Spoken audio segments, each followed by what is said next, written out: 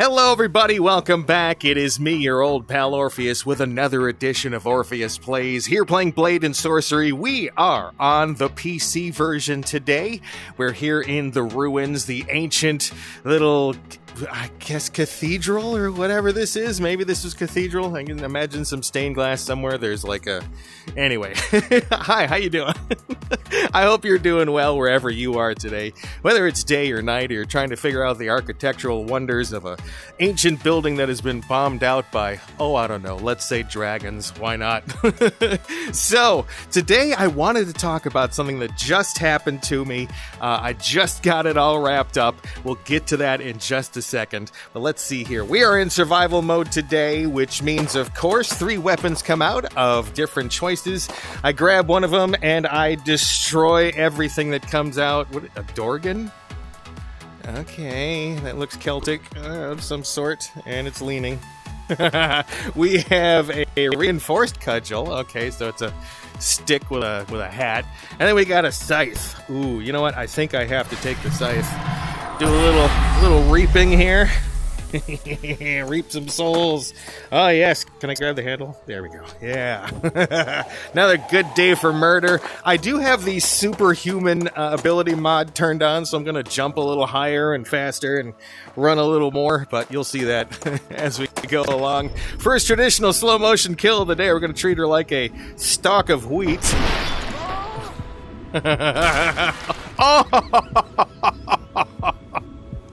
Oh my god, that was awful, and yet so epic at the same time. Oh, she's twitching. Oh no. Gross. Anyway, so like I was saying, nope. I stink with this. It's like a horror movie against a giant scorpion, anyway. So what I want to talk about today, just a few days ago, so... With our apartment complex, it's difficult to kind of like get out to the mailbox all the time, especially especially because it's so warm here most of the year, so it's like you don't want to go out and check the mail. Well, it hasn't really been too warm, but it's kind of, like I said, it's just kind of a pain in the butt. We have some neighbors that are a pain in the butt. You know, when you go outside and they're out there, they just want to friggin' talk to you. It's like, hey, don't you have any friends? Because they'll stay there and they'll talk to you for like, a half an hour. And you know how you do that thing where you're like, so, okay, well, I'm going to get going. And they're always like, and so another thing happened. Oh, no. Oh. God, this thing is nasty. So they just won't shut up, you know. And one of them has a dog that she says is a service dog, but come on, a service dog doesn't act like this thing does. It jumps on people, it barks, it loses its mind. She's like, it's a service dog.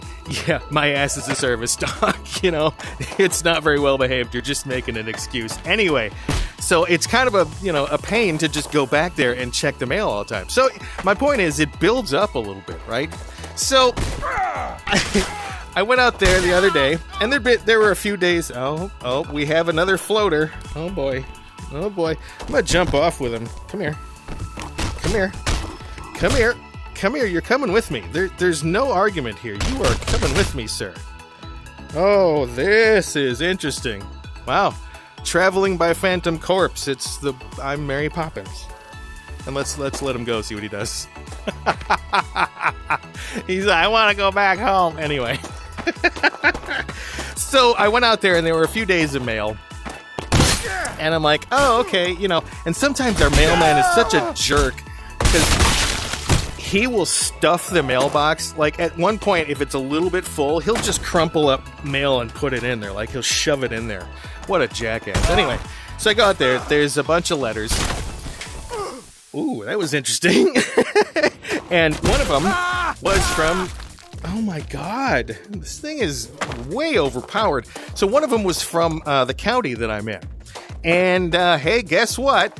It was jury duty. Yeah, I got selected for jury duty. You know, that fun thing that when you register to vote when you're 18, you register for a couple other things too, which is including jury duty. And so, all right, lovely scythe, you have served me well. Farewell. Anyway, ooh, frying pan. Yeah. Fortnite, anybody? Anyway, so I get this letter. It's like jury duty, and I'm like, oh God, immediately. You know when you get chosen for that, it's so nerve-wracking because it's like, oh, now I gotta screw up my entire life for, I mean, anywhere from a few days to like years sometimes, or months, right? Amazing. Let's do that in slow motion. Hold on.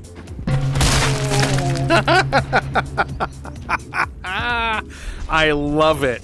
Anyway, so you get selected for those, and it's nerve-wracking because it's like, oh God, you know, what if I get chosen for this, right? What if I get chosen and then I have to, you know, it's some murder trial or something that lasts. Okay, this is funny, but it's going to be really distracting. Luckily, I brought along a sword cane. Nope.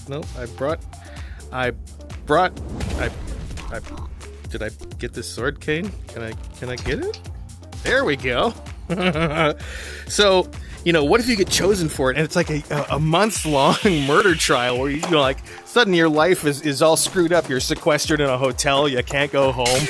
It would just generally suck, right? So it's like, oh God, I might get chosen for something like this. And you always get that sinking feeling when it happens. Now, if you're not old enough that you've gotten a jury duty notice yet, or you're lucky enough that you haven't, it can be... Did that guy just fall to his death?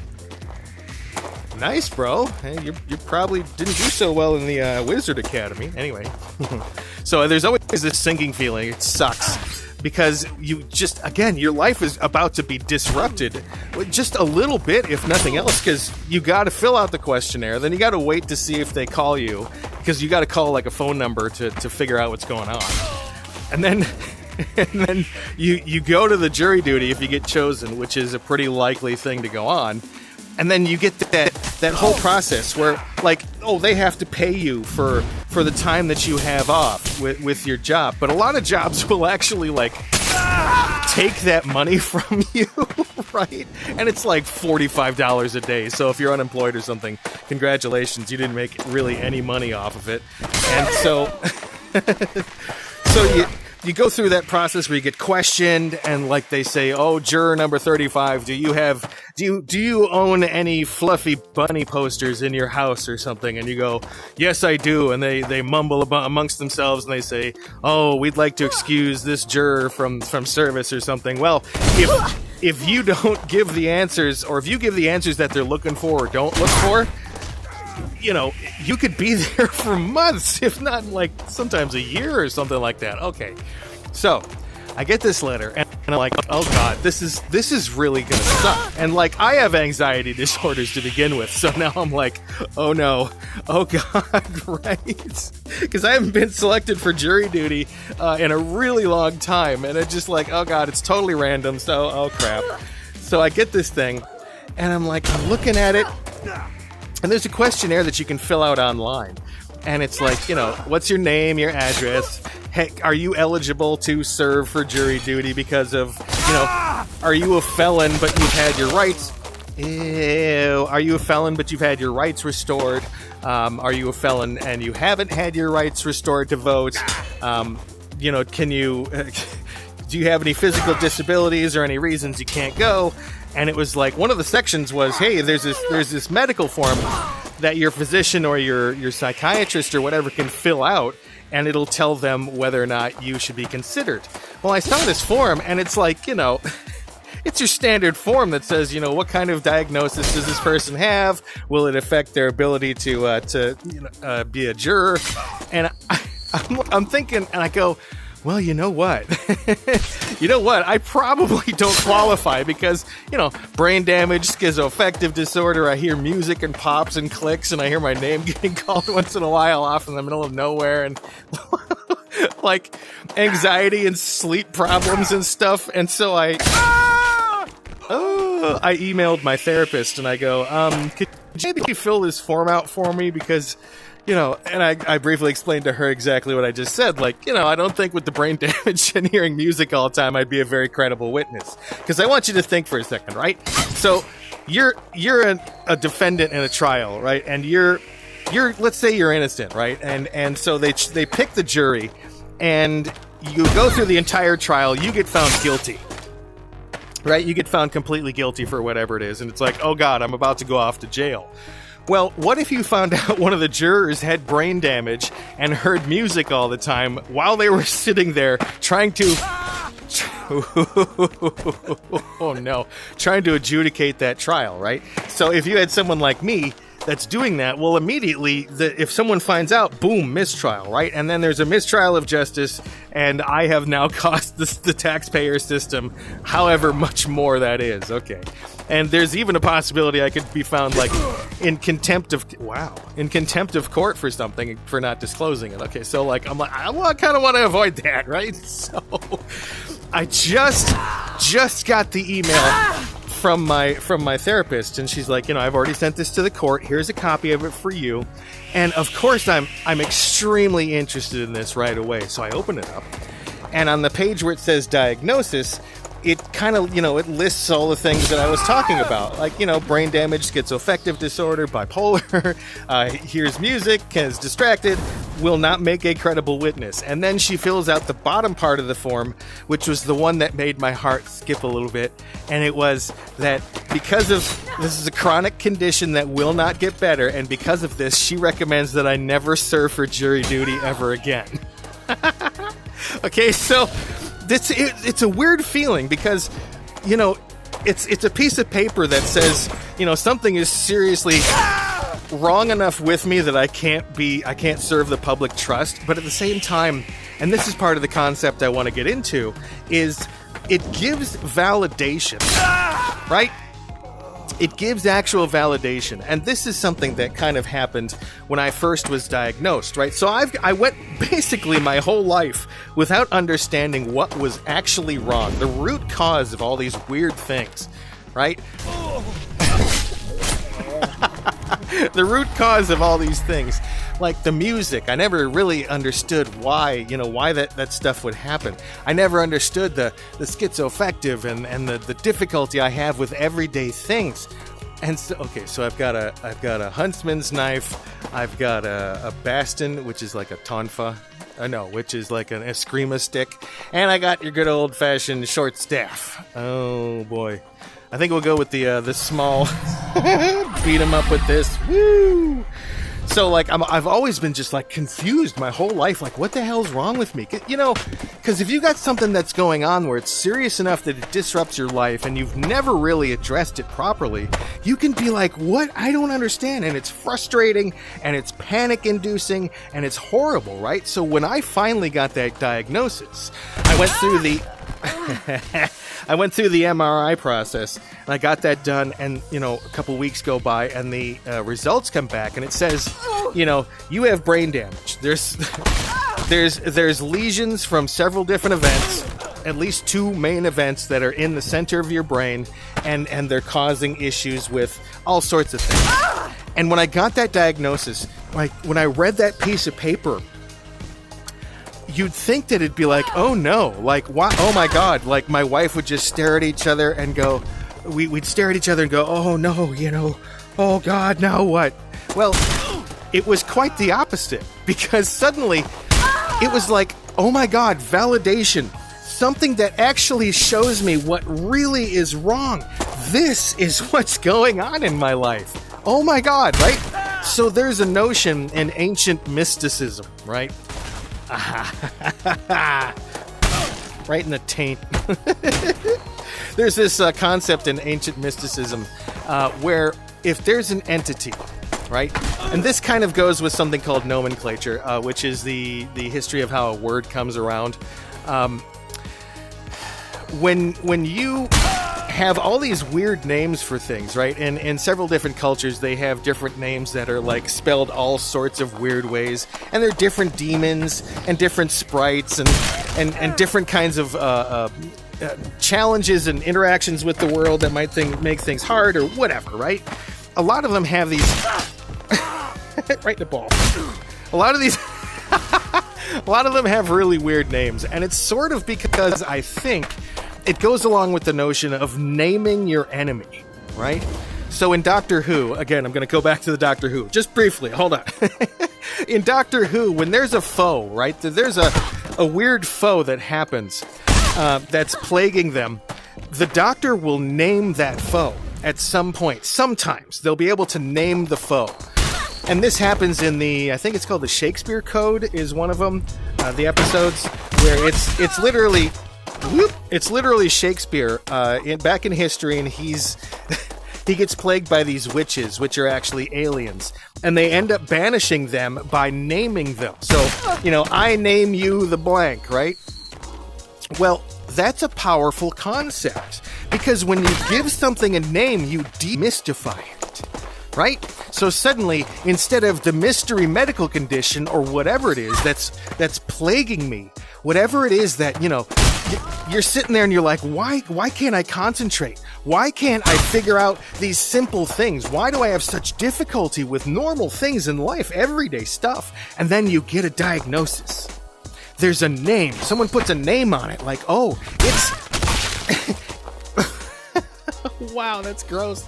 If they put a name on it, they say, you have lesions in your brain, and you have schizoaffective disorder because of that, and things like that. And it suddenly is like, wow, such a weight off of my back. Like it's valid, right? Something's real. There's a real reason for this. I'm not just, completely nuts. It's not like I've been pulled out of a reality or like a spike went through my brain or something. Not anything like that. I have a valid and tangible reason. And so that gives me power over it, right? It gives me the ability to say, now I understand, right? I get it. I understand that I have brain damage.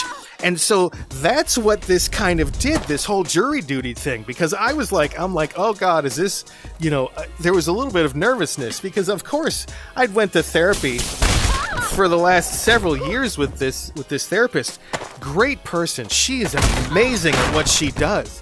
But she, even though she's prescribed me medication for the conditions that I'm on, even though we've talked for years about the different challenges and everything, there was still that fear, right? There was still that like, oh God, I don't know if I actually have, like if I'm actually bad enough in quotations to like be excused from something like jury duty, and to get that. Oh, and there's our drama queen of the day. Ding, ding, ding, ding, ding. Taking so much attention, splattering on the wall. Lovely.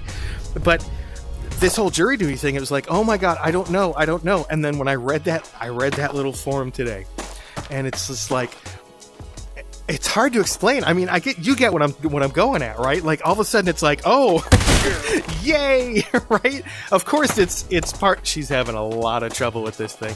Of course it's partially like, yay, I don't have to serve jury duty. But the reason behind it was like, if you read it, if the people at the court read this, right? And of course someone has to in order to like, take me off the roster. They're probably like, oh, poor guy, right? For me, it's a dual-edged sword because it's like, yay, I don't have to serve jury duty, but yay, I also know that something's actually wrong again. It's another validation, another tick mark, a check mark on boxes along the way that tell me, yes, I'm not, I'm not just, because sometimes you get something called imposter syndrome, right? And I might go into this in another video. Imposter syndrome, I think a lot of us deal with it at some point. It's this thing where like suddenly for no reason, even though it's not actually a thing, you feel like you're fake at whatever you're doing, right? So if it's something like chronic pain, and you've had it for a really long time, years and years, let's say it's from a back injury or something, and you get to the point where it might feel better for a few days, and suddenly you kind of question yourself, and you go, do I really have chronic pain all the time? I don't know, right? And so you start to question it and think, maybe I'm an imposter at this.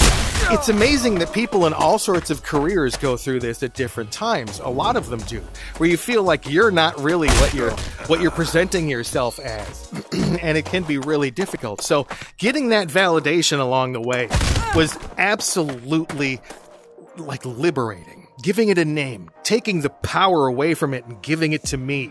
So if that's something that, if you've got this mysterious thing going on in your life and you can't figure out what it is, go try to talk to somebody about it. Maybe you'll figure out what that demon is, right? And maybe you'll be able to give it a name too and get that power and start to heal from it. Anyway, that's me, your old pal Orpheus, not having to go to jury duty ever again in his life. And that's my story, and I'm sticking to it. We will see you on the next episode here on Orpheus Plays. I hope you have a great day. Do well, be well, continue to do well, and treat yourself well, because you know what? You deserve it. All right, we'll see you in the next one. Bye!